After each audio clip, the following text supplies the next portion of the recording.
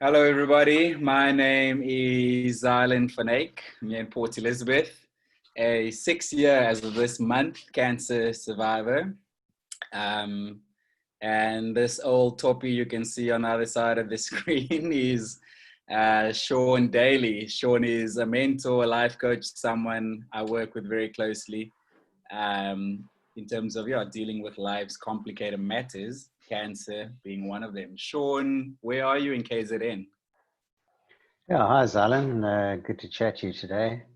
Yeah, we live north of Durban, near the coast, and facing what's called winter at the moment here, but it's probably a bit warmer than your part of the world down south. Yeah, winter when the sea is 22 degrees isn't exactly winter. Let's take it easy on the terminology. Yeah, exactly.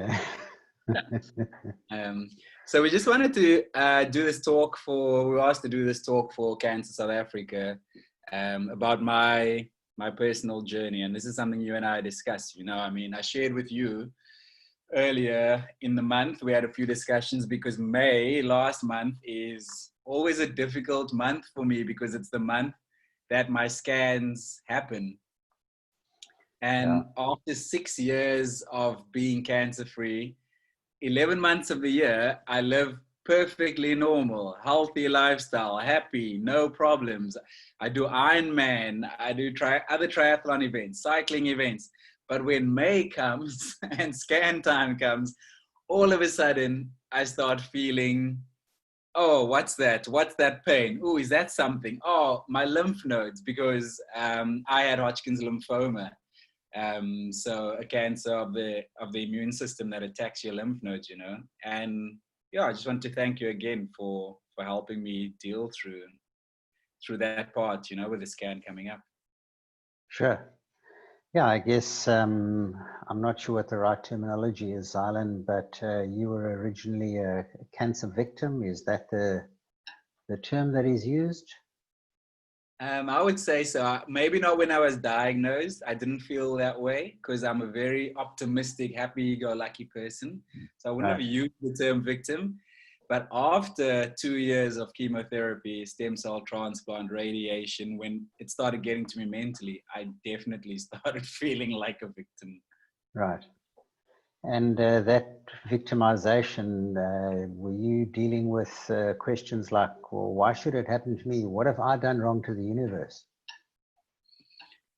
Um, other patients I've talked to, it seems like it's like that's one of the common things for sure. Why me? Um, and you feel like a bad person. You feel like a dark side of humanity is coming out to me because you literally think I would rather it happen to the next person than it happened Right. to me. I mean, I'm just Yeah. being very honest and very, very vulnerable. That is definitely because it really is a horrible thing to go through for you, for the people around you. Um, and especially in my case where I got told you've got Hodgkin's lymphoma, but don't stress because it's the easiest cancer to cure. If you're going to get Right. cancer, this is the one you want. But Yeah. my case never ended up being cut and dry. I relapsed after the first 6 months of chemotherapy. I relapsed after the stem cell transplant and needed radiation, and eventually radiation did the job.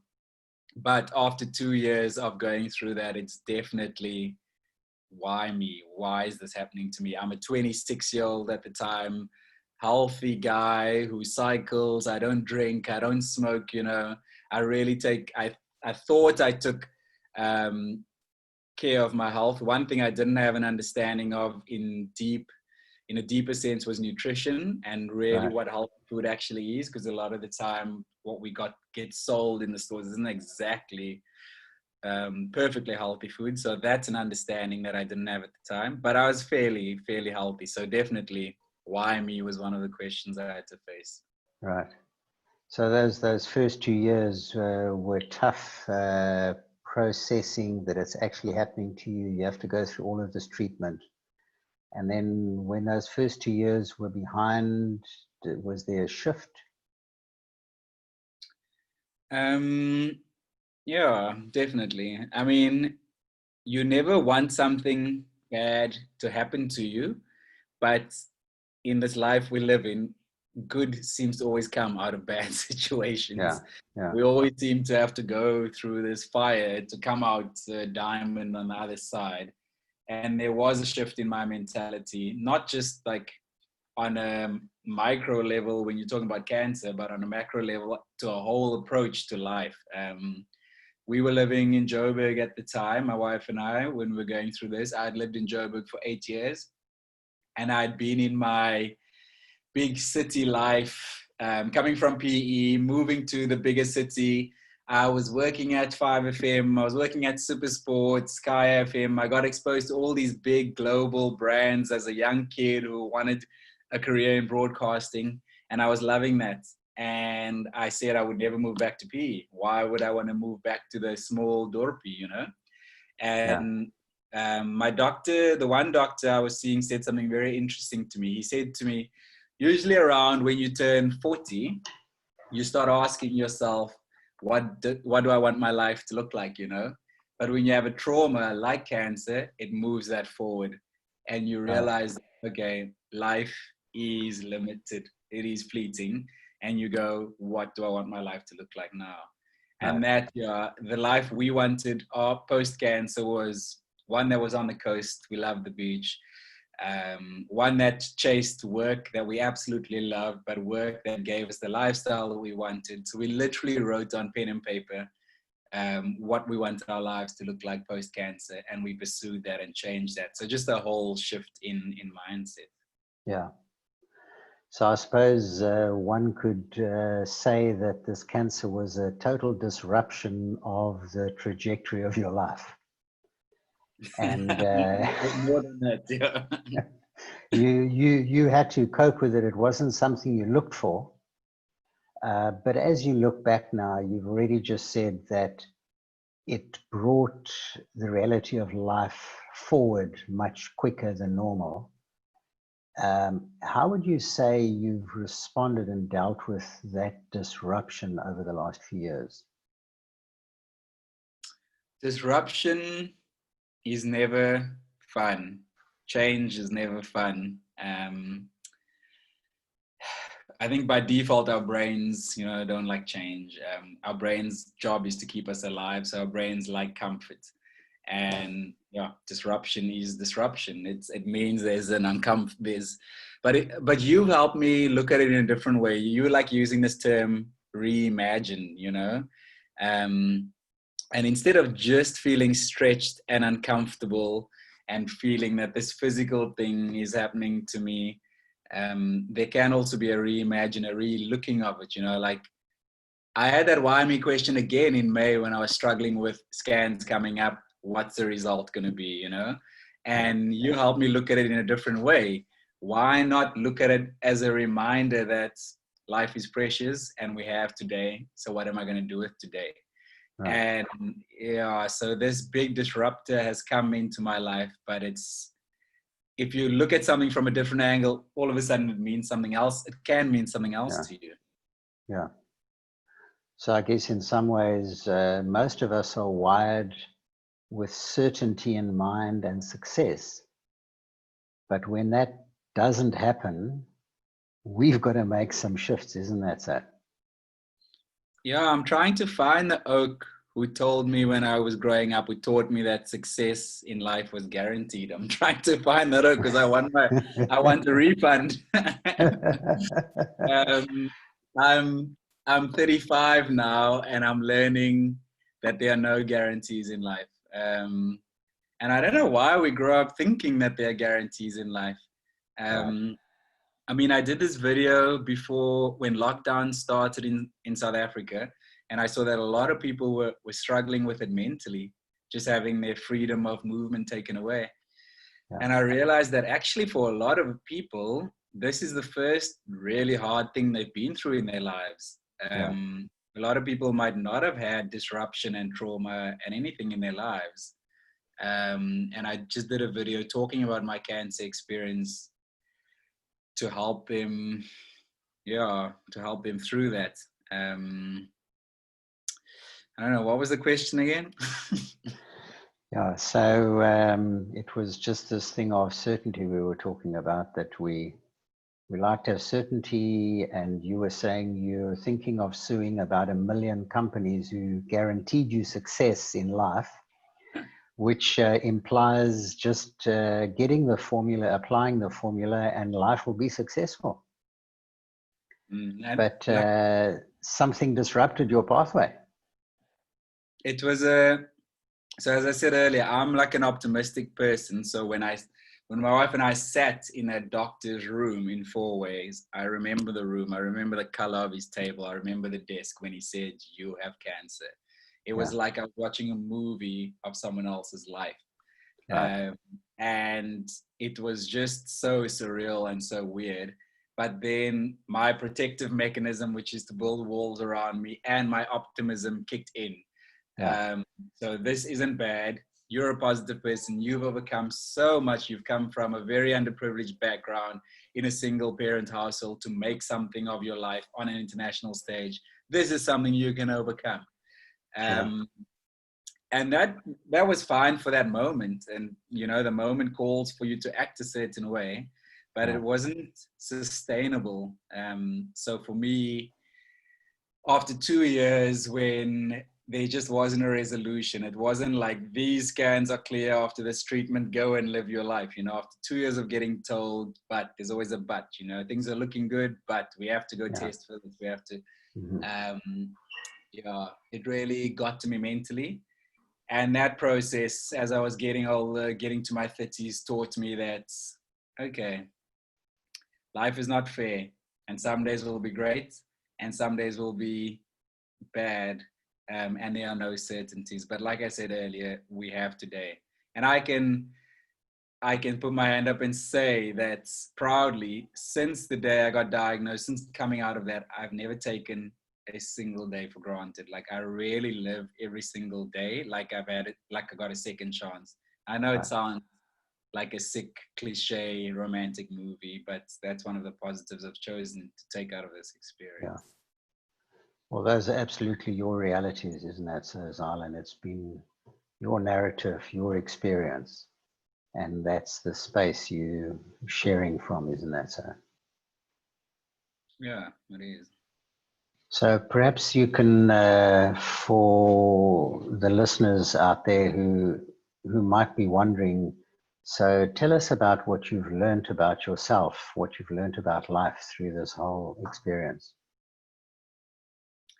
So one of the things I mentioned earlier was building a wall around myself, you know, as a protective mechanism. I did not realize the lack of self-awareness I had, up to that moment and post that moment.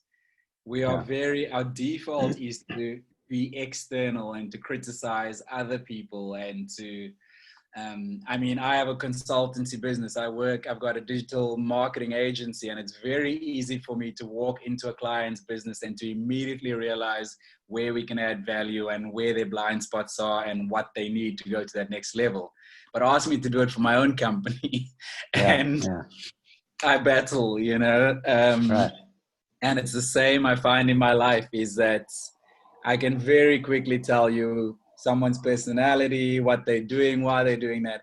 And to have self-awareness and to do that for myself, I find very difficult. So you almost have to like remove yourself from yourself and see this other person and that you can view them and then realize who they are. And that's the kind of work I have been doing, you know, meeting with you once a week, having a chat through things that I'm going through. You know, I met with a psychologist. I met with 2 psychologists in the 6 years since cancer, because, like I said, that optimism kicked in and I just hadn't dealt with it mentally. And some of the things I learned was that freedom means the world to me. That's an absolute for me. It's why I can't work for someone. It's why I have my own business. And it's why when I had a stem cell transplant, after that, I crashed mentally. I really struggled with it because you're in isolation. You're in a room where you're limited to the amount of visitors you can have because they pretty much kill your immune system and restart your immune system. So you can't be exposed to any germs and many people. And I was in a room for 23 days in a tiny little room, looking out through the window and physically, I was absolutely fine. They came and Yeah. tested my numbers every day, my blood every day, and it got to the point where all my blood values were 0.00. Scary, Yeah. very scary. But I felt like myself. I felt normal. But the thing I struggled with was having my choices in life taken away from me, having my Right. planning taken away from me, having the control taken away, wanting to be out there and do whatever I wanted to do. I mean, I remember my room in Donald Gordon. I remember the window. I remember the view of the city of Joburg and the trees over Parktown North. I looked over it every single day for hours and hours and hours. And that's why I said that I live every day to the fullest, because I made a promise to myself then. I said, when I get out there again and I taste that oxygen out there, I'm never going to take it for granted.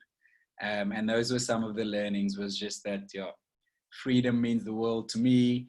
When I go through a trauma, when I go through troubled times, when I go through confrontation in life, I go into my shell. That's to protect myself. That's got to do with my upbringing, growing up in a single household, single parent household. So yeah, again, it goes back to the thing we talk about, all of us all the time, is reimagining, Right. is reimagining. And yeah, it sucks, and cancer absolutely sucks, and I wouldn't want to go through it again, but it can give you a new outlook. Yeah. Definitely seems to be that you had choices to become bitter or to become better. I tried very hard to become bitter. I mean, yesterday, my wife and I were having an argument about something very raw, and not an argument, sorry, a discussion about something very raw and something very real that happened to me. And she wanted me to get more angry, and I just Yeah. couldn't. I said to her, I'm angry, look at me, I'm angry. And I tried to get angry, but Right. I can't. And yeah, it's just not my personality to be bitter. It's just not, life's too short, you know. If you're going to be bitter, the only one it's ultimately going to affect the most is yourself. So I guess, yeah, I'm trying to choose better. Yeah. You've spoken quite a bit about being positive, embracing life.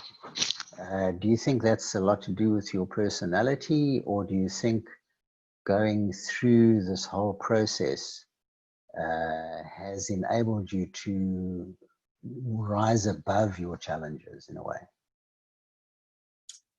I think, like everything in life, it's balance. It is part personality. Big, like, I know I've done deep work into my personality in terms of what I like, what I don't like, what my strengths are, what my weaknesses are. I've done a lot of work into that. So I have a lot more self-awareness. Still got a long way to go, but I have a lot of self-awareness, and it is part personality. But yeah, it's, when people always ask me, like, what would you say to a cancer victim today, going through it today? And it's very difficult, because what you're feeling is what you're feeling. Like, Yeah. I can't come here with positivity and naivety and tell you everything's going to be okay and it's going to be great and you're going to be amazing after this. And those are one of the other things I learned, was the sensitivities around it. You know, I come from a background where you had your beliefs and you got taught what your beliefs were, and your beliefs is a solution to every single problem out there.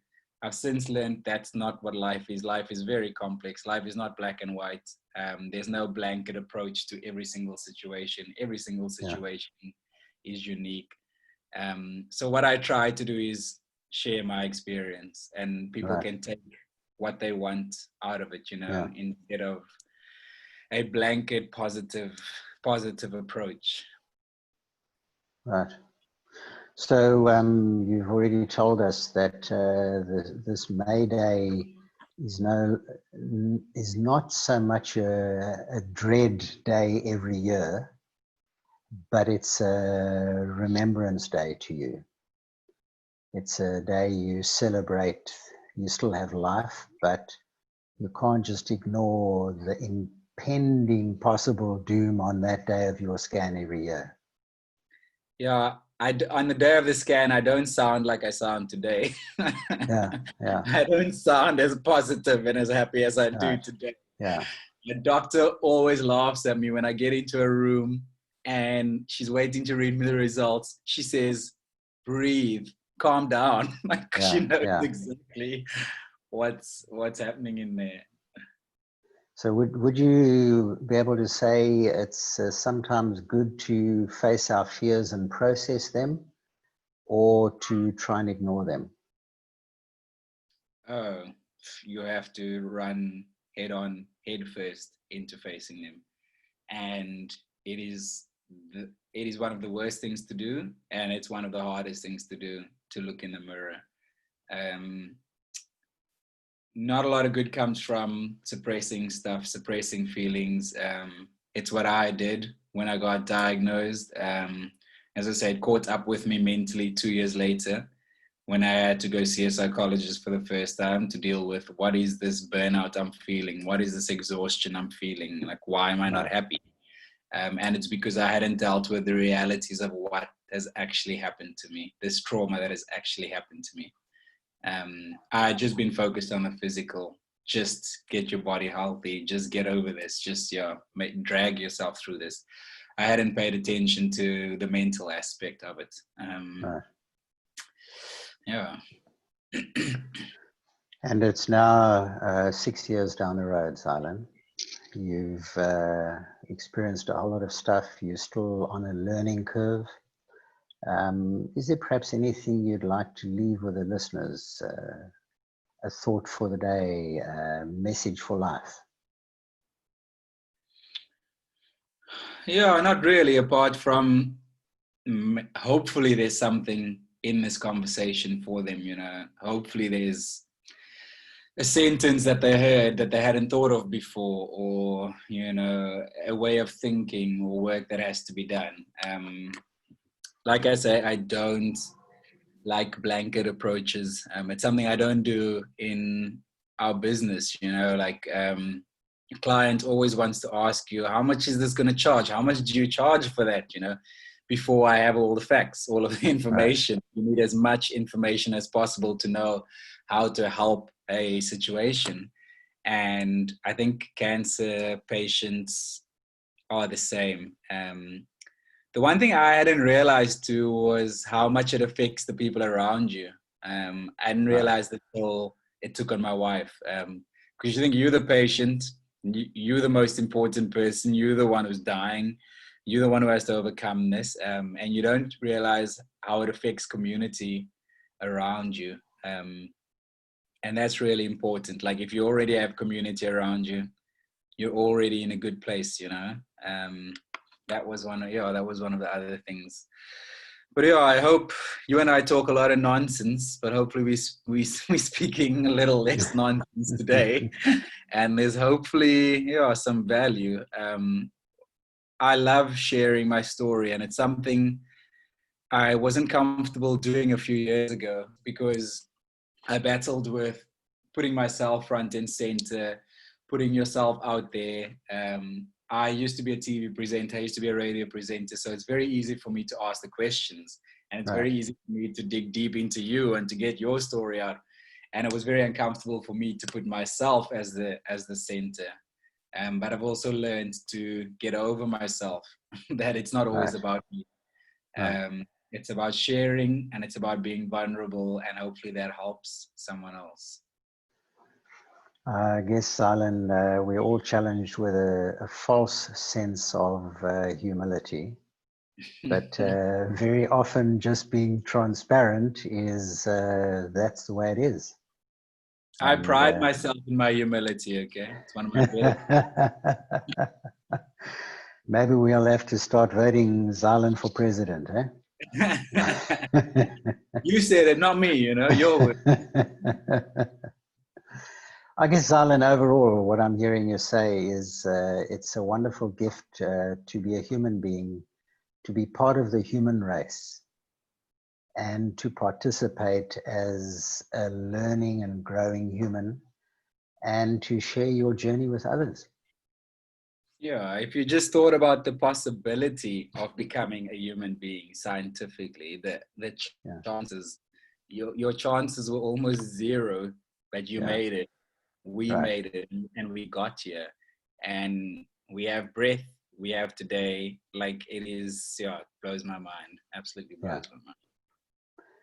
And thanks, Alan, for your time. I think what's been overall, as I've listened to you again, is that you've made a choice to share your journey publicly.